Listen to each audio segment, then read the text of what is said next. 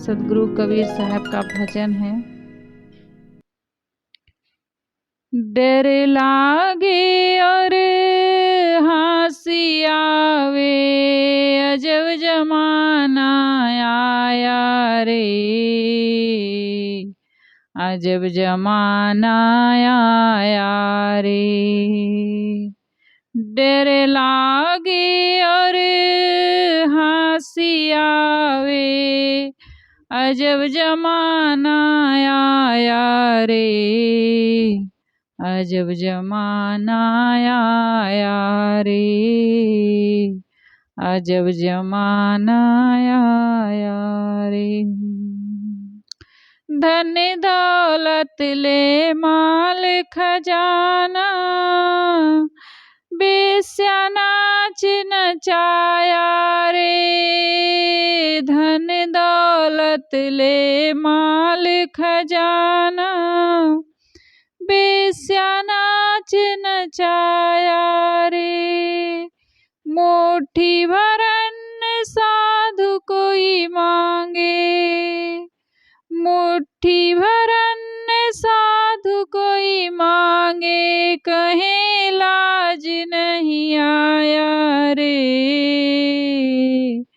अजब जमाना आया रे, अजब जमाना आया रे। डर लागे और हंसी आवे, डर लागे और हंसी आवे, अजब जमाना आया रे, अजब जमाना आया रे।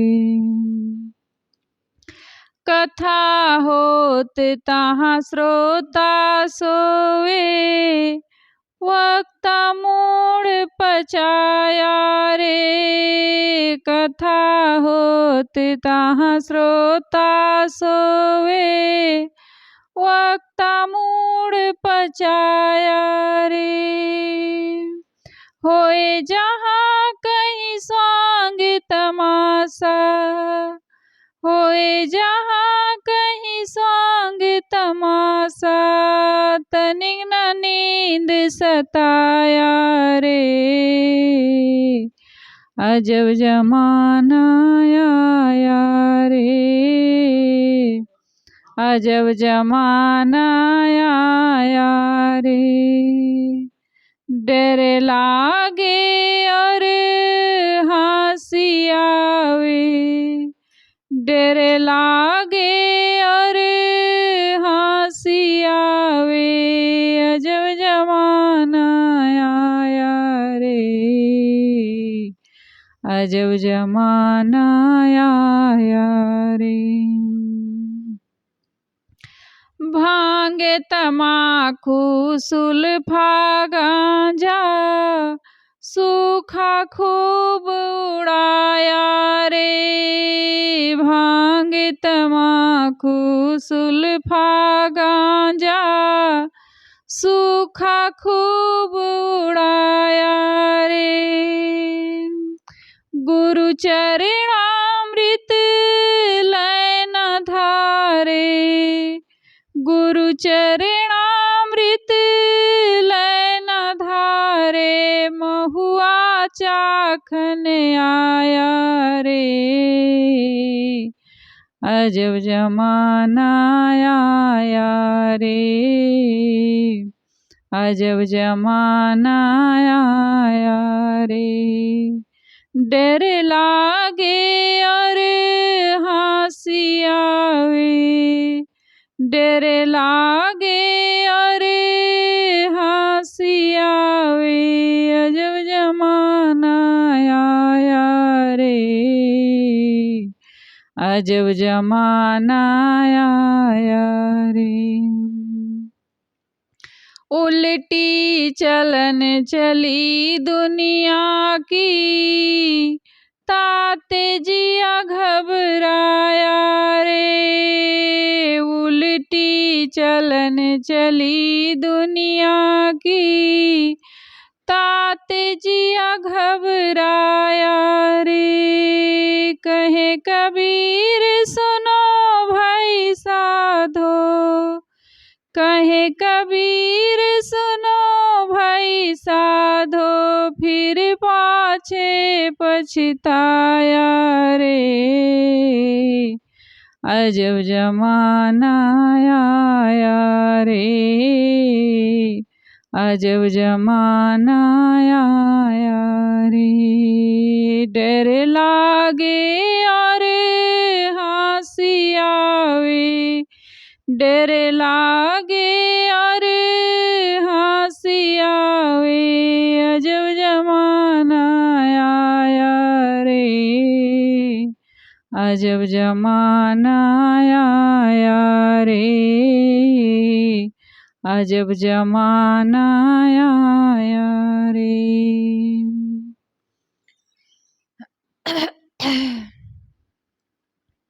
कैसे अजब जमाना आ गया है?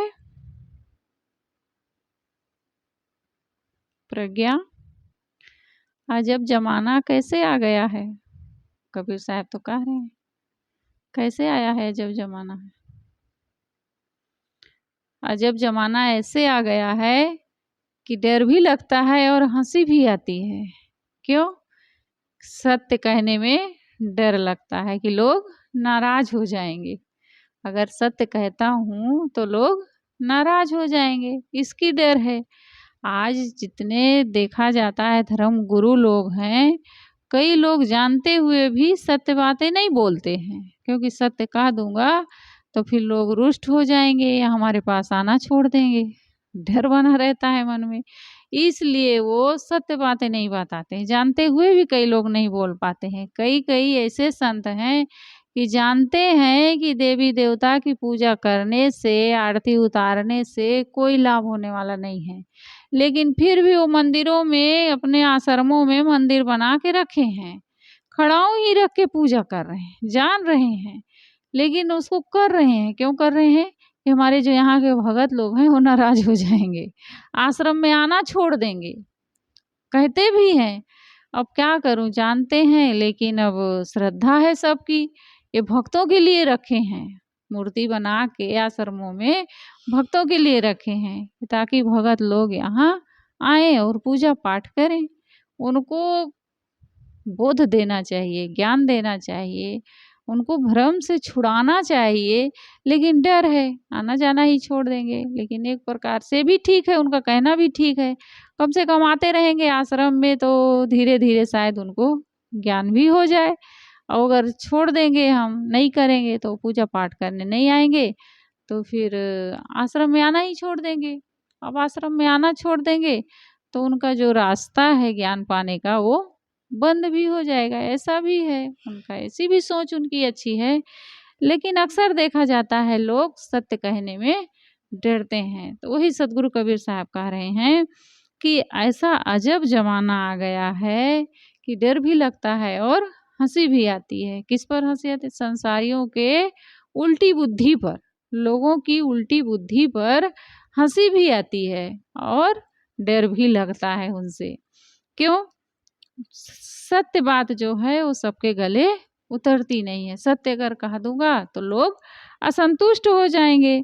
साहब कहते हैं कि अगर नज़र को फेर करके देखो, दृष्टि डालो लोगों पर, तो लगता है सचमुच में गजब अजब जमाना आ गया है, किसी को बोल नहीं सकते हैं। ऐसा है, धन दौलत ले माल खजाना, बेस्या नाच नचाया रे। लोग नाच तमाशा करवाते हैं तो कितना संपत्ति उसमें लगा देते हैं, खूब धूमधाम से करवाएंगे और पूरा गांव उसको बैठ करके देखेगा कि यहाँ नाच हो रही है, चलो इसको देखाते हैं। जहाँ कहीं होए स्वांग तमाशा नहीं, बेस्या नाच नचाया रे। धन संपत्ति ले करके लोग नाच बाजा करवाते हैं, नाच गान करवाते हैं, विलास भोग विलास में अपने धन संपत्ति को नष्ट करते हैं। सदगुरु कबीर साहब कहते हैं हंसी आती है इन लोगों पर कि ऐसी जगह तुम अपने धन संपत्ति को लगा रहे हो जहाँ से तुम्हारा कोई लाभ होने वाला नहीं है, केवल मनोरंजन मात्र है। मन के लिए थोड़ी देर के लिए मनोरंजन हो गया, चलो ठीक है, लेकिन उससे कोई तुम्हारा लाभ होने वाला विशेष नहीं है, क्योंकि उससे कोई ऐसी चीज़ें तुम्हें मिल ही नहीं रही हैं जिससे तुम्हारा जीवन पवित्र बने, तुम अपनी सुख शांति की ओर एक कदम बढ़ाओ, इससे कुछ होने वाला नहीं है। हँसी लगती है कि लोग अपने धन संपत्ति, माल खजाना को नष्ट कर देते हैं। कहाँ नष्ट करते हैं? नाच गान विलास में। धन दौलत ले माल खजाना, बेश्या नाच नचाया रे। मुट्ठी भर अन्न साधु कोई मांगे, कहे लाज नहीं आया रे। कोई दरवाजे पर भिखारी आ जाता है, साधु फकीर आ जाता है, तो क्या कहते हैं लोग? तुम्हें लाज नहीं आ रही है? तुम्हें लाज नहीं आ रही है? इतने मोटे ताजे हो, कमाने लायक हो, जाके तुम्हें कमाना चाहिए कहीं। उसके लिए एक मुट्ठी अन्न उनके पास नहीं निकलता है, 1-2 रुपए नहीं निकलती है। अभी हम ही लोग ट्रेन में जाते रहते हैं, देखो कई लोग आते हैं मांगने वाले, तो कई लोग बगल मुँह कर लेते हैं, दूसरी तरफ घुमा लेते हैं, उनकी तरफ देखते नहीं हैं, वो बाबू, बाबू करते-करते चले जाते हैं। सोचना चाहिए कि हमसे कोई भिखारी माँग रहा है, कम से कम हमें आज उसकी जगह पर हम तो नहीं हैं। हुँ? अगर उसकी जगह पे आज हम होते तो हम भी ऐसे माँगते रहते। कम से कम इतना तो हमारा अच्छा कर्म कमा ही रहा, संयोग अच्छा था कि कम से कम देने की श्रेणी में हैं, लेने की श्रेणी में नहीं है किसी के। हम देने लायक हैं, उस योग्य हैं। अब जो लोग भगवान को मानते हैं उनको तो ऐसे सोचना चाहिए कि भाई कम से कम भगवान हमें उस लायक बनाया है कि हम किसी को 1 रुपया दे सकें।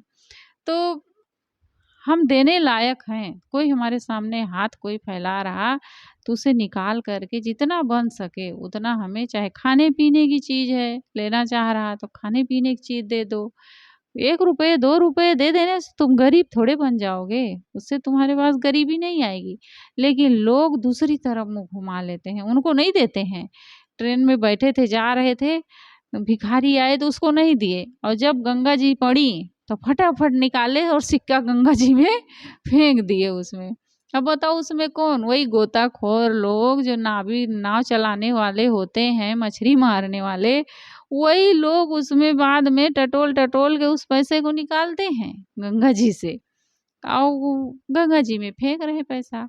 लेकिन कोई अगर माँग रहा है तो उसको 1 रुपए नहीं देते कि इससे इसका कोई काम चल जाएगा, खा पी लेगा या कुछ भी करे। माँग रहा, कहा गया है, सद्गुरु कबीर साहब कहे, माँगन मरन समान है, जो कोई माँगन जाए।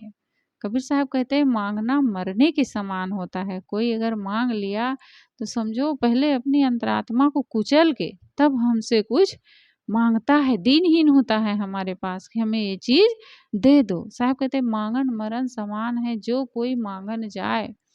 उनसे पहले वो मुए जिन मुख निकसत नाय। साहब कहते हैं उनसे पहले तो वो मर गए जिनके मुख से निकलता है कि मेरे पास है ही नहीं, वो पहले मर गया समझो, जो ऐसा बोलता है। तो कोई अगर माँगता है तो उसके लिए लोगों के पास नहीं निकलता है। साहब कहते हैं मुट्ठी भर अन्न साधु कोई माँगे, कहें लाज नहीं आया है। कहेंगे तुम्हें लाज नहीं आ रही है, भीख माँगते हो? चलो, चलो हमारे घर में कोई नहीं है, हमारे पास नहीं है। ऐसा कहा के अपने द्वार से लोग धुतकार देते हैं, भगा देते हैं। इनको समझा रहे हैं।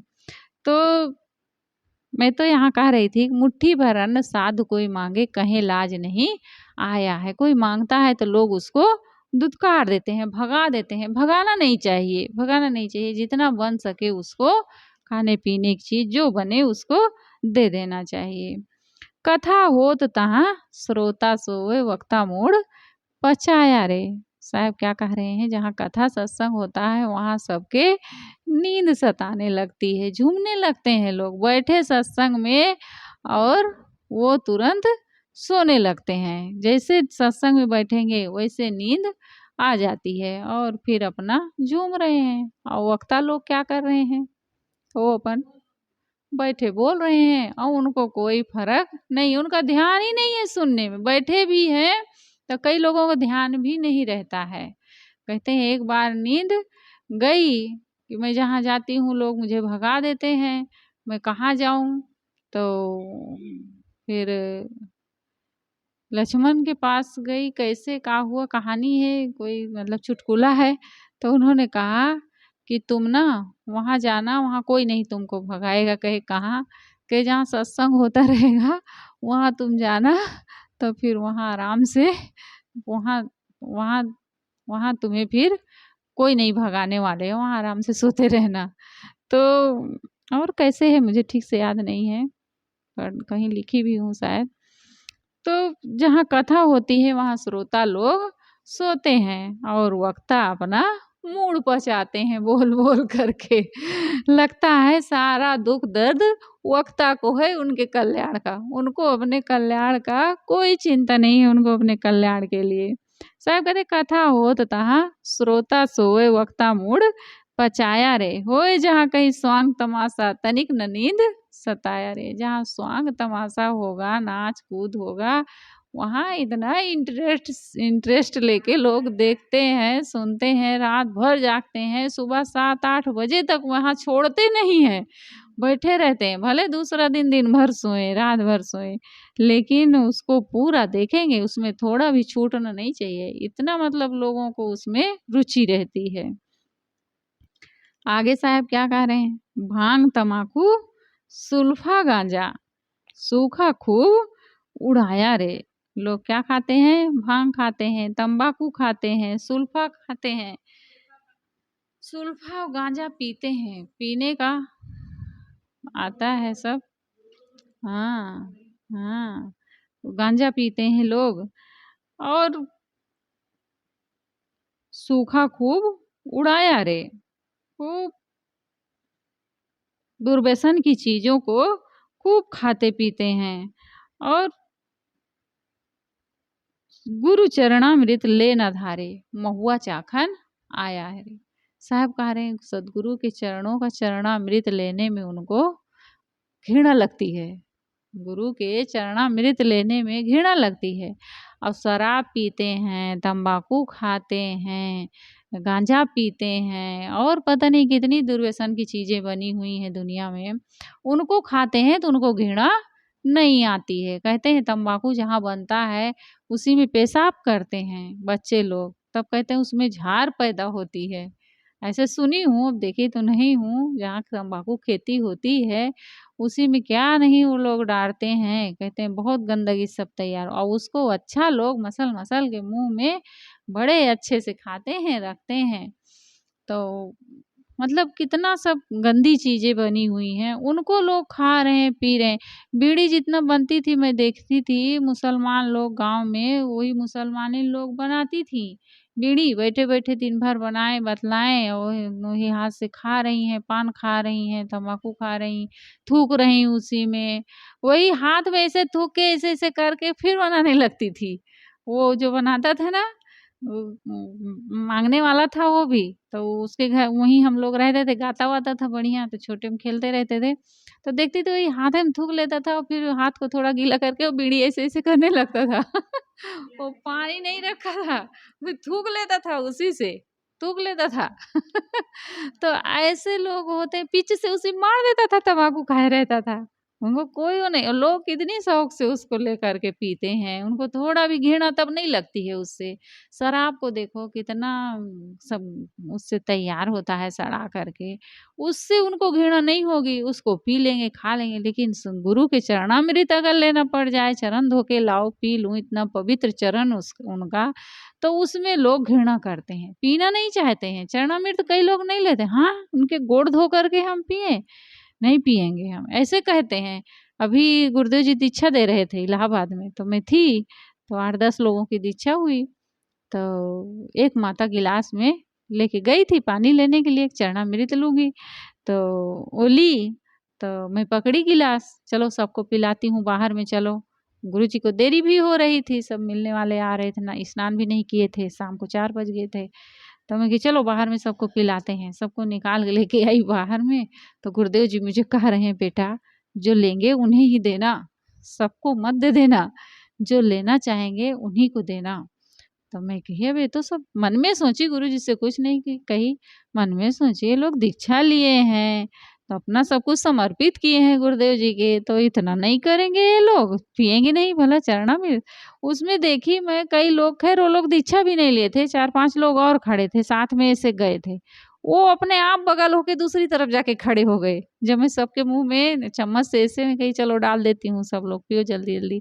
तो वो बगल होके जाके खड़े हो गए, मुझे ना लेना पड़े, पीना ना पड़े। इसीलिए गुरुदेव जी कहे बेटा जो लेंगे नहीं, वो तो जो सबको मैं देती, वही चरणामृत है, सबको देती, उनका एक बूंद शीतल जल पी लेते, उनका कुछ तो बनता पर कल्याण का अवसर, लेकिन वो पीना ही नहीं चाहे, उनको समझ ही नहीं, ज्ञान ही नहीं है कि सदगुरु के चरणामृत क्या है, कैसे है, वो कितने सौभाग्यशाली लोगों को मिलता है, उनको क्या पता है कि महान आत्मा के चरण ऐसे धो के सबको नहीं मिलता है।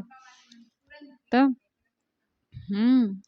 तो नहीं पिए, बगल होकर के जाके खड़े हो गए। इसीलिए बड़े गुरुदेव जी इसको बंद कराए। पहले क्या होता था, गुरुदेव जी जब भोजन करते थे तो प्रसादी जो जाते थे, थाली थाली से प्रसादी लाते थे गुरुदेव जी के, तो सब खाने बैठे रहते थे, सबकी थाली में परस देते थे, बहुत लोग ऐसे करते थे। फिर बड़े गुरुदेव जी इसका रोक लगाए, कहे जिसको शौक है जो ले जाएगा वो खा ले, जो लेना चाहे उनको भले दे दे, लेकिन ये जो नियम बनाए हो कि कोई भी सब बैठे हैं खाने सबको परसना है, ये ठीक नहीं है। कोई लेना चाह रहा, नहीं लेना चाह रहा, मना भी नहीं कर पा रहा है, तो बिना मन के खा रहा है, तो उसको फिर कोई उद्धार होने वाला नहीं है, उसका कुछ नहीं बनने वाला है कल्याण का काम। तो फिर गुरुदेव जी इसको रोक दिए, कहे ले जाओ, अकेले खाओ या अगल बगल कोई और लेना चाहता है तो उसको भले दे दो, लेकिन तुम लो प्रसादी प्रसादी ऐसे नहीं करना चाहिए। गुरुदेव जी फिर रोक दिए। बहुत लोग नहीं खाते हैं, दीक्षा भी ले लिए हैं, फिर भी नहीं खाते हैं, दीक्षा भी लिए हैं, फिर भी नहीं समझते हैं, नहीं लेते हैं, उनको पता ही नहीं है गुरु की चरणामृत क्या है। तो साहब कहते हैं कि गुरु की चरणामृत लेने में उनको अपमान लगता है, लेकिन शराब पीने में अपमान नहीं लगता। उसको पी लेंगे, गंदी गंदी चीज़ों को खा लेंगे, वो दुकान, फिर ये दुकान से वो दुकान, यहाँ शराब नहीं मिली तो वहाँ, वहाँ नहीं मिली तो वहाँ, यहाँ तंबाकू नहीं मिली तो वहाँ, इसके लिए दौड़ लगाएंगे रात दिन, लेकिन सदगुरु के चरण तक नहीं दौड़ते हैं कि उसको ले करके शीतल जल पी लें, उनको शांति मिल जाए थोड़ा से। महुआ चाखन आया रे, महुआ से शराब बनती है, महुआ की शराब बनती है, उसी के लिए साहब कह रहे हैं महुआ चाखन आया रे, उसके लिए दौड़ते रहते हैं। सदाचार के पथ पर लोग नहीं चलते, उल्टी चलन चली दुनिया की। उल्टी चाल क्या है? उल्टी चाल क्या है?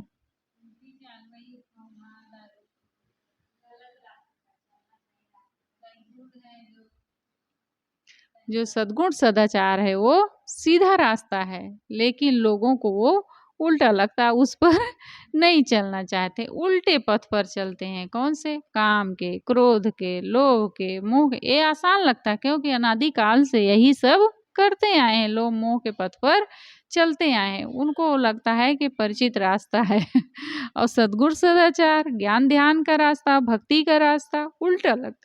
क्यों? क्योंकि उस पर कभी चले नहीं है, अनादि काल से भोगों के पथ पर चले आए हैं, तो भोग ही सीधा पथ लगता है। संसारी जीवन जो है लोगों को वो सरल लगता है, तब तो पूरी दुनिया संसार के पथ पर चलती है। नहीं, सब बैरागी नहीं हो जाते। कहाँ बैराग के, बैराग को कोई कहीं हजारों में कोई एक आदमी चुनता है, लाखों में सब कहाँ बैराग जीवन धारण करते हैं।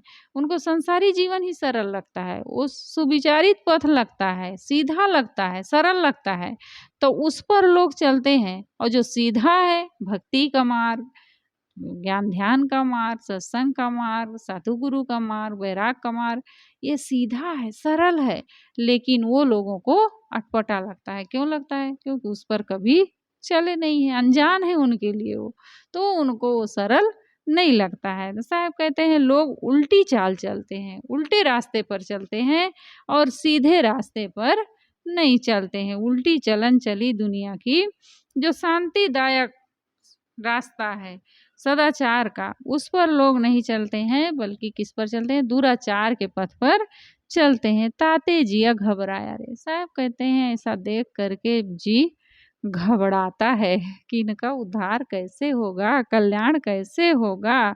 संसार को देख करके मन घबराता है कि इनका कैसे होगा, क्या होगा, कैसे दुनिया चलेगी। कहत कबीर सुनो भाई साधो, फिर पीछे पछताया रे। साहब कह रहे हैं कि ये कुपथ पर चलने वाले जीवन के अंत में क्या करते हैं? पश्चाताप करते हैं कि हाय, मैंने अपने जीवन में कुछ कल्याण का काम नहीं कर पाया। जब अंत समय आता है तब उनको पश्चाताप होता है, और जब तक उनके हाथ में सारा अवसर रहता है तब तक लोग नहीं समझते हैं कि उसको वो काम कर लेना चाहिए, साधना का काम कर लेना चाहिए, मन इंद्रियों को साध लेना चाहिए, रोक लेना चाहिए, गलत विषयों की तरफ से अपने मन को हटाना चाहिए, भक्ति करना चाहिए, सत्संग करना चाहिए, स्वाध्याय करना चाहिए, तब तक उनको समझ नहीं होती है। और जब सारी इंद्रियां शिथिल हो जाती हैं, आँख से दिखता नहीं, तब कहें अरे पढ़े रहते हम, आँख होती तो ज़रूर पढ़ते इस पुस्तक को। और जब रही तब तो पढ़े ही नहीं, जो तब भी अवसर था तुम्हारे पास, तब तो वो काम किए नहीं। अब हाथ पैर काम नहीं कर रहा है, कमर काम नहीं, हम ये सेवा अभी खूब दौड़ के करते, तुरंत इसको अभी कर डाले, लेकिन क्या करूं, अब कमर ही काम नहीं कर रही है। हमारा तो अभी ये सब अवसर है, हमें ऐसे लोगों से सीख लेना चाहिए जिनको कोई तकलीफ है, वो कर नहीं सकते हैं, हम तो अभी करने लायक हैं, तो हमें इस अवसर को लाभ ले लेना चाहिए, इसको हमें कर लेना चाहिए। नहीं तो हम भी उन्हीं के जैसे हो जाएंगे, तो फिर हम नहीं कर पाएंगे, फिर सोचेंगे मन ही मन बैठ के, काश आज हम ठीक होते, काश आज हम ऐसा करने लायक होते तो हम इस काम को कर लेते। साहब कहते हैं ऐसे लोग जो उल्टा पथ पर चलते हैं, वो फिर क्या होता है, जीवन के अंत में केवल पश्चाताप करते, हाथ मलते इस संसार से चले जाते हैं कि अभी हम करने लायक होते तो ऐसा कर लेते, लेकिन अब हमसे कुछ बनने वाला नहीं है। मन ही मन फिर वो पश्चाताप में जलते हैं।